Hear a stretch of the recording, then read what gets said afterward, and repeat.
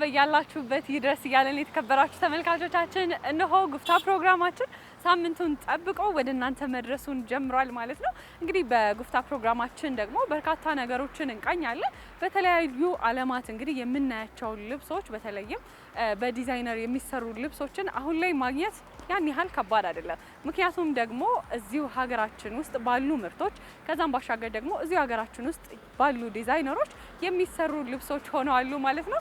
በቀላሉ ከሶሻል ሚዲያ እያየናቸው እኛም በየቤታችን እንዲሁም ደግሞ ባሉን ዲዛይነሮች ለብሰን አጊጠን መታየት አሁን ላይ ልምድ ሆኗል ማለት ነው። ታዲያ ዛሬ ወደ አንድ ቦታ ይዣችሁ ሄዳለሁ።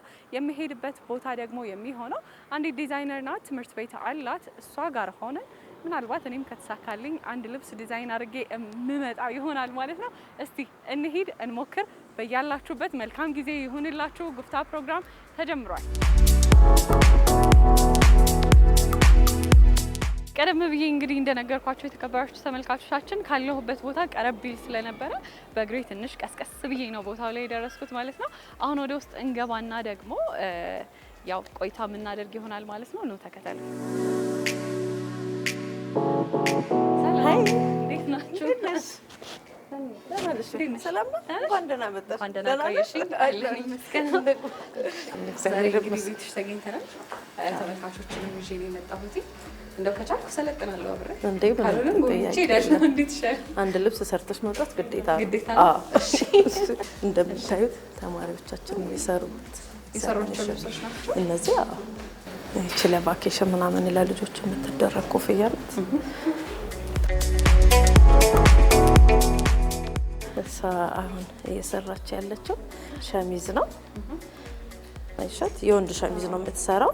ከሴት ሸሚዝ የሚለይበት አንደኛ ዮክ አለው። ዮክ ማለት ይቺ ፓርቷ እኛ ሸሚዝ ስንለብስ አይተሽ ከሆነ ይሄ ፓርት የለውም አይደል? ልሙጥ ነው። የወንዶች ከሴቶች የሚለይበት ዋነኛው ዮክ ይባላል። ይችኛው አለ።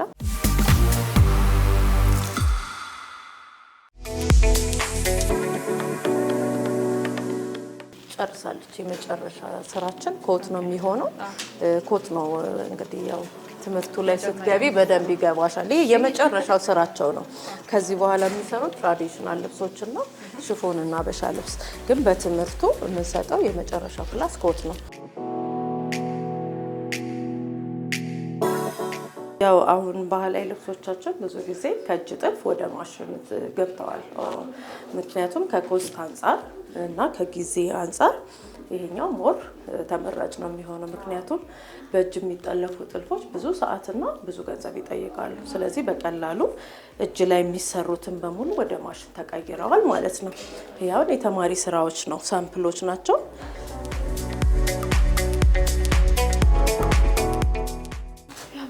እንደዚህ አይነት ጥልፎች ይሰራሉ። አሁን ላይ እንትን ናቸው፣ ትሬንድ ናቸው። ከዋጋ ብዙ ጊዜ አሁን ልብስ ስንገዛ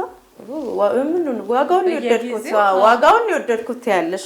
ስለዚህ ከእጅ ጥልፍ ይልቅ አንደኛ ፐርፌክሽን ማሽን ላይ ሲሰራው በደንብ ፐርፌክት አድርጎ ነው የሚሰራው። እጅ ላይ የምታያቸውን እንከኖች ብዙ አያሳይም። ከዛ ደግሞ ጊዜ ለምሳሌ ይህን ጥልፍ ለመጥለፍ 30 ደቂቃ ሊፈጅበት ይችላል። በእጅ ቢሆን እንግዲህ ሳምንት 2 ሳምንት ይፈጃል። ግን ያው የእጅን የመሰለ ነገር የለም።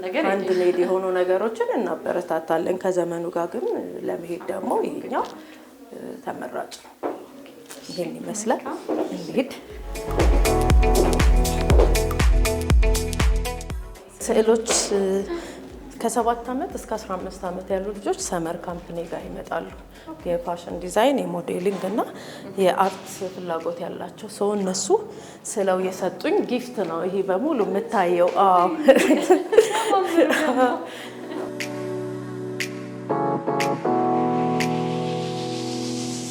እኛ በዋናነት ሞዴሊንግ ክላስ አንሰጥም።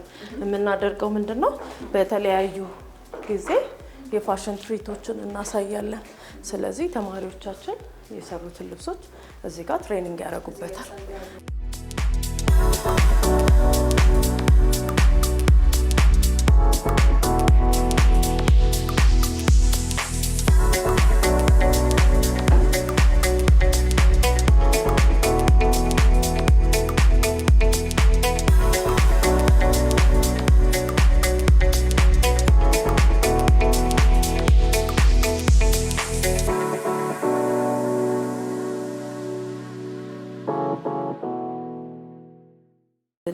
ከቻይና መጥቶ ሳይሆን ክሩ ነው የሚሰሩት የኛ ሀገር ሸማኔዎች ናቸው። ክሩ ነው ከቻይና የሚመጣው፣ የሚሰራው ግን እዚህ ነው፣ እዚያው ሀገር ነው። ስለዚህ እነዚህ ልብሶች ሰዎች በደንብ ግንዛቤ እንዲኖራቸው በየመንገዱ እየለበስን እንወጣለን። ጎዳና ላይ የፋሽን ትርኢት ስናሳይ ፎጣ የሚባለው ጨርቅ ያኔ አልተለመደም ነበር። ይሄ አሁን ቁምጣ ነው። የሚገርምሽ እንዴት ገብቶ አሁን ፋሽን ነው አይደል? ፋሽን በእኛ ጨርቅ በዚህ መልኩ መሰራት ይችላል። እቺ ላይክ እንደ ጃምሱት ነገር ናት።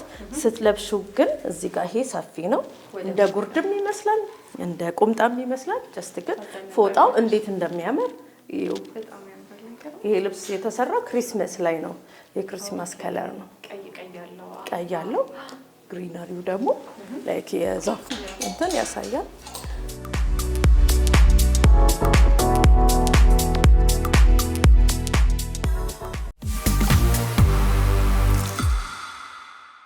ሰኒዬ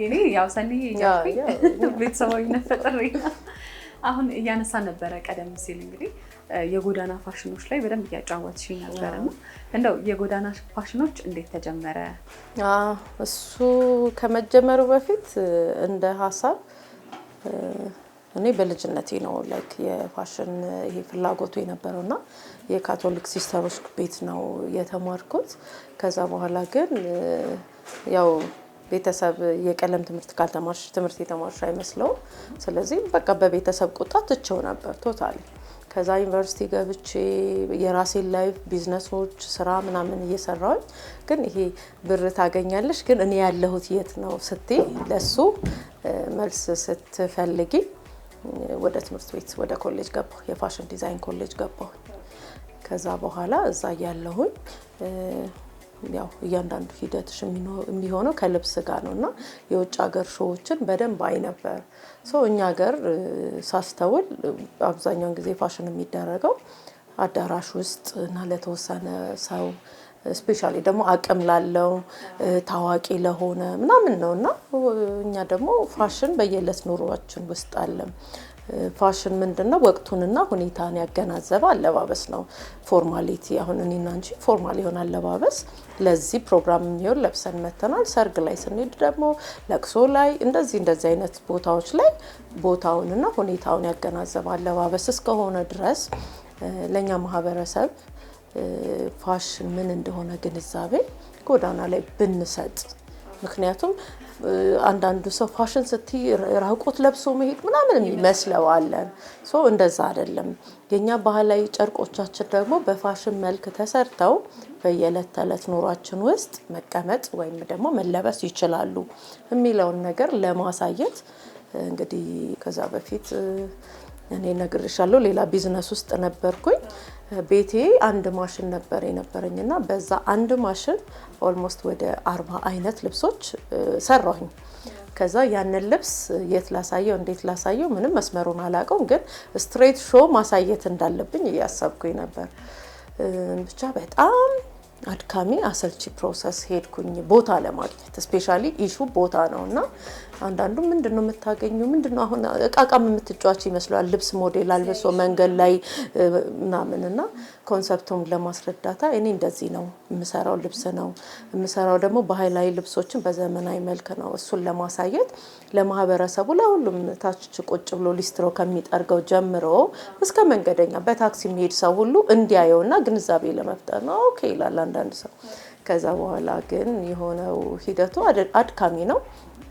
የመጀመሪያውን ዙር የፋሽን ትርኢት ያደረኩት ገርጂ አልፎዝ ፕላዛ ነው። የአልፎዝ ፕላዛ ባለቤት ቦታ ፈቀደችልኝ። ሀሳቤን በጣም ወደደችው። ይሄን ሁሉ ልብስ ሰርተሽ በቃ ቤቴ ነው እንዲነበር የምሰራው ምናምን ብዬ ነገርኳት። ደስ አላት በቃና ኦልሞስት እዛ ጋር የነበረ የሚያከራዩት ቦታ ነበረ። እሱም ቦታ ስለቀቃ በነፃ ሰጠችኝ። ከዛ በኋላ ነው እነዛ ጋዜጣዎች ምናምን ያየሻቸው ማናት ምንድነው ቢኮዝ እኔ አልታወቅም በልብስ መስራት ሱቅም አልነበረኝም እንዳልኩሽ ሌላ ቢዝነስ ላይ ነው ያለሁት። ኮንሰፕቱ ትንሽ ጥሩ ስለነበረ ሶሻል ሚዲያ ላይ ትንሽ አክቲቭ ነበርኩኝ በሰዓቱ። የሆነች አርቲክል ጽፌ ፖስት ያረኳትን 200 ምናምን ሰው ሼር አረጋት። ከዛ ጋዜጠኞች የሚዲያ ባለሙያዎች ፈልገውኝ መምጣት ጀመሩ። ምንድነው የሰራሽው? እንዴት ጎዳና ላይ ወጣሽ? የሚለው አብዛኛውን ጊዜ ይመስለኛል ባህላዊ ልብሶች ላይ በደንብ ታተኩራለሽ። ለልጆች እንደውም ስልጠና ላይ ስትሰጫቸው በባህላዊ ነው የምትጀምራቸው እና ለምንድነው በኖርማል ጨርቅ ያልጀመርሽው? ምንድነው ያው በኖርማል ጨርቅ መስራት ኤኒ ታይም ይችላሉ። እኛ ግን እኔ እንደመጣሁበትም ከዓላማው ከራእዩ ተቋሙም እንዳይርቅ ባህላዊ ልብሶቻችንን ዘመናዊ አድርጎ መልበስ ነው። ስለዚህ ተማሪዎችም ሲወጡ እሱን ነገር አፕላይ ቢያደርጉት ደስ ይለኛል። እዚህ ሲመጣ ሁሉም ፍላጎቱ አንድ አይነት አይደለም። ወጥቶ አንዳንዱ ቬሎ ሊሰራ ይችላል፣ አንዳንዱ ባህላዊ ልብስ ሊሰራ ይችላል፣ አንዳንዱ ዘመናዊ ልብስ። እኛ ግን እንደ ተቋም ይሄንን ነገር ሞር እናበረታታለን። ለዛ ነው እንግዲህ ፋብሪክ እንደነገርሽኝ ከሆነ 4 ዓመትን አስቆጥሯል። ፋብሪክ በራሱ ምን ማለት ነው? ፋብሪክ ማለት ጨርቅ ነው። ጨርቅ ነው ያው እንግሊዘኛ ቃል ነው፣ ጨርቅ ነውና ሎጎአችን እዚህ ጋር ብዙም አትታይም እንጂ የፋብሪክና የሎጎ መነሻ ሀሳብ ቤት ሆኜ ስሰራ ረጅም ሰዓት ያው ሌላ ሰራተኛም አጋዥ ስላልነበረኝ ልብሱ ላይ ስቆራርጥ ስሰፋ ስቀጣጥል ነው ሂደቶችን ማሳለፍ የነበረውና ሌላ ስም ማውጣት አላስፈለገኝም። በቃ ከጨርቅ ጋር ነበር ውሎዬ ፋብሪክ ብዬ ያወጣውለት። እንግዲህ በጣም ደስ ይላል። የተለያዩ አልባሳትን መቼም ከመስራታችን በፊት ለሰዎች ከማቅረባችን በፊት ብዙ ጊዜ መነሻ ያስፈልገናል አይደል? ያንቺ መነሻ ምንድነው? እኔ ብዙ ጊዜ ተፈጥሮ ወዳለሁ። ምክንያቱም የሁሉ ነገራችን ከባይብል ብትነሺ ተፈጥሮ ነው አይደል? ሰማይና ምድርን ፈጠረ ነው። ልብሶቼን ብዙ ጊዜ ስሰራ አረንጓዴ ነገር ኢንስፓየር ያደርገኛል። ሞዴሎች ለብሰው ቅድም አይተሽ ከሆነ እንደዛ አይነት ነገር እኔ ስሰራ ብዙ ጊዜ ከተፈጥሮ ጋር አያይዘዋለሁ። ስለዚህ አረንጓዴ ተፈጥሮ። ኦኬ እንግዲህ አሁን ለአብዛኞቻችን ፋሽን የራሱ የሆነ ስያሜ አለው። ለእኔ ፋሽን ለየት ያለ ነው፣ ለተመልካቾችም እንደዛ። ሰኔ ላንቺ ፋሽን ለእኔ ላይፍ ስታይሌ ነው። በቃ ማለት እያንዳንዱ ህይወቴ ውስጥ ፋሽን አለ። አመጋገብሽ ለምሳሌ ድሮ ላይክ ሁሌ የሚገርመኝ ነገር ኑድል የሚባል ምግብ አሁን ሁሉም እንደ ትሬንድ የሚበላ አይታወቅም ማለት እንደ ፋሽን ኢቭን ምግብ ፋሽን አለ የለውም አናውቀውም። ፓስታ ብለን ነው የምንበላው አይደል? አሁን እንደ ትሬንድ እንደ ፋሽን መጥቶ ኑድል፣ እነዚህ ስቴኮች ድሮ እኮ ስጋ ጠብሰን ምናምን እንበላለን አይደል? በቃ ላይፍ ስታይላችን ላይ አለ ፋሽን። ግን የምንረዳበት መንገድ አብዛኛውን ጊዜ እኔ ገና ዴይ ዋን ተማሪዎቼ መጥተው ለምን መጣችሁ፣ እንዴት መጣችሁ፣ ምን ላይ አይታችሁ መጣችሁ ተቋሙን ብዬ ጥያቄ አደርጋለሁና ቀጥሎ የምነግራቸው ነገር ፋሽን ማለት ራቁት ልብስ መልበስ አይደለም። እኛ እሱን ፕሮሞት አናደርግም። ምክንያቱም እሱን ፕሮሞት የሚያደርግ ሌላ አካል አለ፣ እኛ እዛ ጋር የለንም። ምክንያቱም ከባህል ከእሴት አንጻር እኛ ሌላ ህዝቦች ነን የእውነት። ስለዚህ ሁሌም ነው የማወራው ፕሮጀክትም ሲሰሩ የመጀመሪያ እንደ ህግ የምነግራቸው ኦልሞስት 80% ሰውነት የተሸፈነ ልብስ ስሩ። እዛ ላይ ሀሳቦች መውጣት ይችላሉ፣ ክሬቲቪቲዎች መውጣት ይቻላል። ግዴታ ስለተራቆትሽ አይደለም ፋሽን የሚወጣውና እኛ እዛ ላይ ሞር እንዳልሽው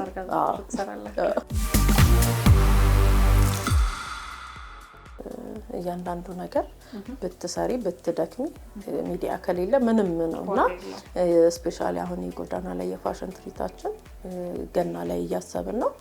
ያንን ደግሞ ያው ሚዲያዎች ሲያዩት ከተሰራው እየተሰራ ካለው አንፃር ከመጣንበት ጉዞ መነሻ አድርገን ብዙ ነገሮችን ለመስራት አስበናል። እና ላይ ቅድም ያሳየሽኝ ልብስ ለብሽ ልገኝ እውነት በይ ኖ አዲስ ልብስ ሰርተሽ ነው የምትለብሺው። ሞዴሊንጉ እንደሆነ አሪፍ ነው። እሱ ምንም ጥያቄ የለው። ተመልካች ራሱ እንትን ያደርጋል። እስቲ ቅድም እያነሳን ነበረ ልጆች በክረምት ጊዜ እዚህ አንቺ ጋር መጥተው ይማራሉ። የተለያዩ ስዕሎችን ቤትሽ ውስጥ እያየን ነበርና ስለነሱ ተንሻጭች ልጆች ላይ እኔ እውነት ለመናገር ሸክም አለኝ። ላይ ምንድነው ልጅ ላይ ነው መስራት የምችው። አሁን ብዙ ነገሮችን ስታይ የብዙ ነገር መጥፊያ መነሻ ከቤት ነው። እኔ ልጆች የሚማሩበትም ትምህርት ቤት በወላጅ ኮሚቴ ሰብሳቢነት አገለግላለሁ። በየቤተ ክርስቲያኑ እኔ ባለሁበት ብቻ ልጆች ጋር ሰራለሁኝና ሲመጡም እንደ ትምህርት ሳይሆን በቃ ይሄ የእናትና የልጅ ነው ግንኙነታችን የሚሆነውና አይተሽ ከሆነ ያ ሁሉ ለኔ ነው ስዕል ስለው ጊፍት ሰጥተውኝ ትምህርት ቤት ልጆች ላወጣ ኢቭን ሴድ እኔ ካለው ልጆች አሉ በቃ በዙሪያዬ በደንብ ነው ማዳመጣቸው አንዳንዴ ያው በእድሜያቸው ልክ ዝቅ ብለሽ ማዳመጥ ይፈልጋሉ እና ክረምት ላይ የነበረው የፋሽን ዲዛይን የሞዴሊንግ እና የአርት ክላስ እና ፍሬንች እና እንግሊሽ ክላስም ነበራቸው ይሄ ኢንተርናሽናል እና ሎካል ካሪኩለማን ትንሽ ለማጥበብ ጥረት ያደረግንበት ነው ሴትነት አለ ወላጅነት አለ እንዴት መጣ እስካሁን ድረስ ጉዞ ምን ይመስል ነበር እንደው ያው ወላጅነት ቀደም ብለን አንስተናል እንዳየሽው እናትነት ራሱን ችሎ ትልቅ ጸጋ ክብር ነው የእውነት ከዛ ደግሞ በዛ መንገድ እየተሰራሽ መምጣት አይተሻቸው ከሆነ እኔ ልጆች አሁን ጎረምሶች ሆነዋል ትልቆች ናቸው ወንዱ ነው ታላቅና ኦልሞስት ያው ልጅነቴን ከልጅ ጋር ነው ያሳለፍኩትና በደንብ እየሰሩኝ ነው ትልቅ ሰው እንደሆን ያገዙኝና ፋሽን ዲዛይን ክላስ ገባ ሶስተኛ ልጄን ወልጄ እሷን እያስኩ ትምህርት ቤት በካርሴት ከኋላ መኪናዬ ላይ አስቀምጬ ሁሉ ትምህርት ቤት ይዣት እሄዳለሁ እዛ ስትጫወት ትላለች እኔ ትምህርቴን ተምሬ እመጣለሁ አሁን እኛ ክረምትና ቅዳሜ ክላስ የምናደርገው ምንድነው እናቶች አብዛኞቹ የኛ ተማሪዎች እናቶች ናቸው ልጆቻቸውን ይዘው ይመጣሉ ይሄ ክላስ ለነሱ ነው ልጆቹ እዚህ ይጫወታሉ እዛኛው ክላስ ይጫወታሉ እናቶች ታች ስራቸውን ሰርተው ይወጣሉ አንቺ ያለፍሽበትን ይሄ ቢሟላ ሊኖር እኮ አልፈው ነበር ምለው ሰፖርት አድርገውኛ አልፈዋለሁ ሶ እሱን ነገር ዛሬ ደግሞ አንቺ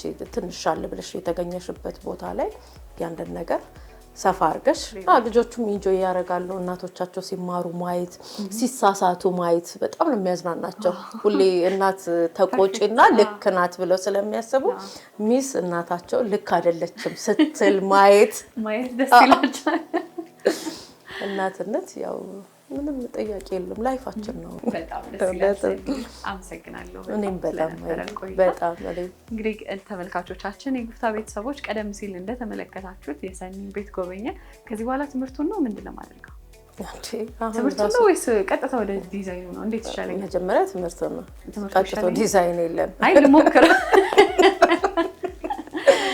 መልካም እንግዲህ ቀደም ሲል ያሳየችን ነበረ እያንዳንዷን ሁሉንም ነገር ሞክሬ አንድ ልብስ ሰፍቼ እዚህ ሆኜ እወጣለሁ ቃል ልግባ እነሱ እውነት እዚህ ጋር ይወጣል ነው እሺ ምንድነው ኦኬ መርፊያ እዚህ ድረስ በቃ ነው በቃ ከዛ ራሷን ታረጋለች ከዛ ፍጥነትም አለው ያራል ተቻልሽ እየታየልኝ ከዛ ልክሊን ከጨረስን በኋላ ቀጣይ እንግዲህ ጉርድ ልንሰፋ ነው እዛችኛው ማሽን ላይ ሂጂ እኔ ነኝ የምሰፋው ኦፍ ኮርስ ጉርዱን እውነት እግር አሁን በግራም በቀኝም ነው መጠቀም እንችለው ወይስ ቀኝ እግር ነው ሁሌ መጠቀም ያለበት ይሄ ተዘጋጅቷል ተዘጋጅቶበታል አሁን ልክ እንደቀደሙ ኧረ ይችል ጨርቅ ሲሆን ግን ያስፈራል ኦኬ አታጣሙ ናይስ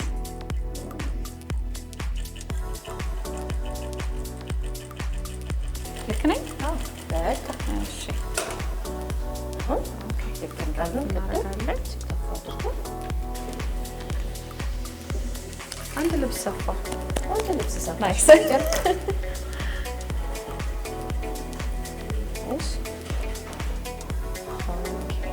ይሄ ብዙ ጊዜ ተማሪዎች ላይ ነው የምትሰፋለች በጣም እውነት አሪፍ ነው የሰፋሽው ባይዘው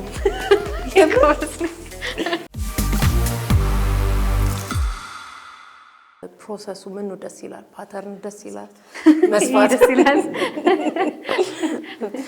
ግን የዲዛይነር ዋና ሀሳብ ሰፊ መሆን አይደለም ዲዛይነር በየጊዜው ወቅቱንና ጊዜን ያገናዘበ አዳዲስ ዲዛይኖችን ማውጣት ነው ምክንያቱም ይሄ የስፌት ክፍያ ወይም ሌበር ኮስት በጣም ዝቅተኛው ነው ከዚህ ፕሮሰስ ውስጥ ማለት ነው አንደኛ ጠላፊ የሚባለው እዛ ጋር ያየ ነው ትልቁ ብር የሚወስደው እሱ ነው ከዛ በኋላ በመጀመሪያ ዲዛይነሩ በጣም ብዙ ብር ይወስዳል። ከዛ በኋላ ጠላፊው፣ ሰፊው የመጨረሻው ርካሽ ብር ነው። ምናልባት አንድ ልብስ የሚሰፋው 500 ብር ምናምን ነው። ይሄ በ50 በ100 ሺህ ብር የምታየው ልብስ የሚሰፋው ማለት ነው። ግን ዲዛይኑ ነው ዋናው። ስለዚህ እኛ ተማሪዎቻችን ወደ ትምህርት ቤት ሲመጡ ዲዛይነሮች እንዲሆኑ ነው የምንፈልገው። ሰፊነቱ ያው ሶላቦት ክሬቲቪቲ ማለት ነው። እቺ ቀሚስ ለማን ነው የምትሆነው? ሳምፕሎች ናቸው። እኛ ብዙ ጨርቅ እንዳይፈጅባቸው ለተማሪዎች። አይ ለአንድ ሞዴል ላይ ሆነ ነው ላንቺ ምን ያህል ጊዜ ይወስዳል ግን አሁን አንድ ልብስ ለመጨረስ ነው? ይሄው አሁን ጨረስን እኮ። ይሄማ ሳምፕል ነው፣ ዋና ልብስ ነው። ምንም ይሄ እዚህ ላይ ሳምፕል እና ዋና ልብስ የሚለየው የሳይዝ ልዩነት ነው። በአንቺ ሳይዝ ይሄንን ልብስ ብሰራ ምናልባት ቁመትና ወገብ ነው የምጨምርበት እንጂ ምንም የተለየ ነገር የለውም። ስለዚህ በምን ያህል ጊዜስ ብቁ ልንባል እንችላለን? አሁን እንግዲህ የእኛ ተማሪዎች በጣም ብቁ ይሆናሉ። በ20 ቀን ምናምን ፐርፌክት ሰፊ ነው የሚሆኑት። ያው እኔ በአንድ ቀን እንደሆንኩት አንቺ በአንድ ቀን እንደሆንሽው እነሱ ግን ያው